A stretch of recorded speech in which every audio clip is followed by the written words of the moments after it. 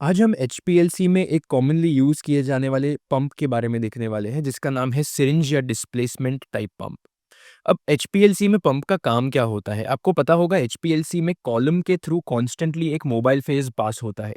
अब ये जो मोबाइल फेज़ है इसे एक पर्टिकुलर प्रेशर और फ्लो रेट से कॉलम के थ्रू पास करवाने के लिए हम पंप्स का यूज़ करते हैं।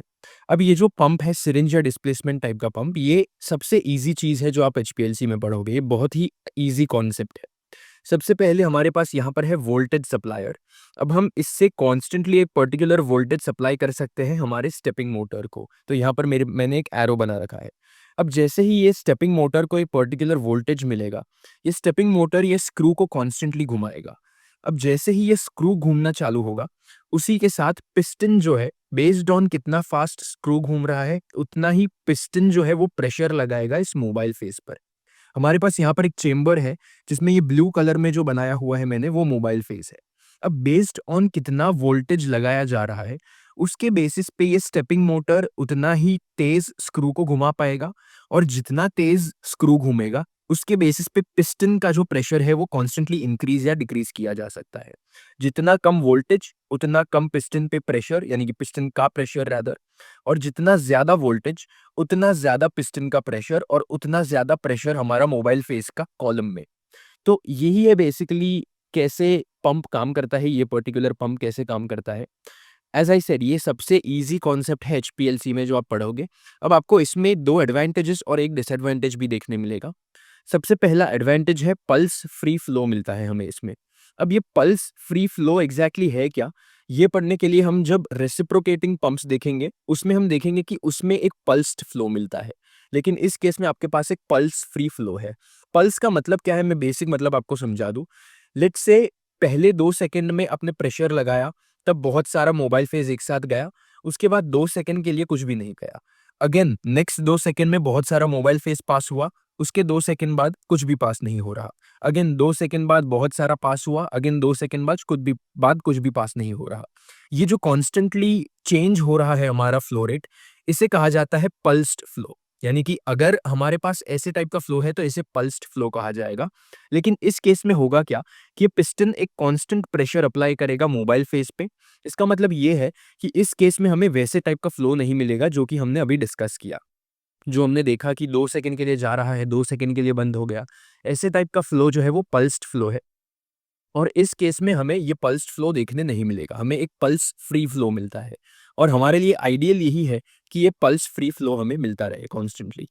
तो ये तो हुआ पहला एडवांटेज। इसके अलावा no effect of back pressure, यानी कि इसके बाद जो मोबाइल फेज कॉलम में जाएगा, ये कॉलम में अगर कोई बैक प्रेशर है, यानी कि कॉलम अगर ये मोबाइल फेज के फ्लो को रेजिस्ट कर रही है कोई भी तरीके से, तो ये पर्टिकुलर पंप पे वो बैक प्रेशर का कुछ भी फर्क नहीं पड़ेगा। हम कॉन्स्टेंटली एक पर्टिकुलर प्रेशर और एक पर्टिकुलर फ्लो रेट पे हमारे मोबाइल फेज को कॉलम के थ्रू ट्रांसफर कर पाएंगे।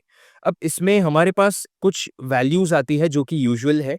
मोस्ट ऑफ द टाइम जो मोबाइल फेज हमारे कॉलम के थ्रू जाता है उसका प्रेशर 4000 से 6000 साई होना चाहिए, पाउंड्स पर स्क्वायर इंच पीएसआई। और इसके अलावा हमारा जो फ्लो रेट है वो most of the time 3 ml पर मिनट होना चाहिए। ये अप्रॉक्सिमेट रेंज है जो मोस्ट ऑफ द टाइम हम एम करते हैं मोबाइल फेज को इतने प्रेशर और इतने फ्लो रेट से कॉलम के थ्रू पास कराने के लिए। तो ये है हमारी कुछ यूजुअल वैल्यूज। और ये जो बैक प्रेशर है, इसकी वजह से कई बार क्या होता है, अगर कोई पंप बैक प्रेशर से इफेक्ट अ, अगर कोई पंप पे बैक प्रेशर का बेसिकली इफेक्ट पड़ रहा है, तो इसकी वजह से ये जो प्रेशर है ये रिड्यूस हो जाता है, जो कि आइडियल नहीं है। तो इस केस में no effect of back pressure है, जिसकी वजह से ये एक एडवांटेज है। और डिसएडवांटेज इस केस में ये है कि ये ग्रेडियंट इल्यूशन के लिए सूटेबल नहीं है। ग्रेडियंट इल्यूशन का मतलब ये है कि कई केसेस में क्या होता है कि आपको कॉन्स्टेंटली ये जो मोबाइल फेज है उसका कंपोजिशन चेंज करते रहना है एक सिंगल रन में ही। यानी कि लेट्स से पहले आपके पास एक दो लेट्स से कोई सॉल्वेंट थे जिनका आपके पास रेशियो था 1:9। अब ये जो रेशियो है, लेट्स से ये मीथेनॉल था और लेट्स से ये एसीटोनाइट्राइल था। तो इस केस में आपके पास स्टार्ट में 1:9 है रेशियो। इसके बाद आपको बीच में से है, रन के बीच में से ही चेंज करके आपको 2:8 चाहिए। 10 मिनट बाद आपको अगेन 3:7 चाहिए। 10 मिनट बाद अगेन आपको 4:6 चाहिए। ये जो कांस्टेंट चेंज है रन के बीच में मोबाइल फेस के कंपोजिशन का, इसे बेसिकली कहा जाता है ग्रेडिएंट इल्यूशन, यानी कि आपके पास एक ग्रेडिएंट है ये सॉल्वेंट के रेशियो का। तो ये जो हमारे पास ग्रेडिएंट इल्यूशन आता है, ये पर्टिकुलर पंप में हम अप्लाई नहीं कर सकते, क्योंकि हमारे पास इसमें जो मोबाइल फेस फिल होगा, ये मोबाइल फेस एक बार हमने फिल कर दिया, उसके बाद एक रन में कांस्टेंट रहेगा ये मोबाइल फेस का कंपोजिशन। यानी कि अगर आपने 2:8 पे सेट कर दिया इसको, यहाँ पे 2:8 का अगर हमारे पास कंपोजिशन है, रेशियो है, तो उस केस में आपको एक रन में कॉन्स्टेंटली 2:8 का ही हमारा कंपोजिशन मिलेगा, और हम बीच में से इसे 3:7, 4:6 या 1:9 नहीं कर सकते। तो ये जो ग्रेडिएंट इल्यूशन है, ये जो कॉमनली यूज़ किया जाता है, ये हम इस पंप के थ्रू अचीव नहीं कर सकते। तो ये है सिरिंज या displacement type pump. Thank you.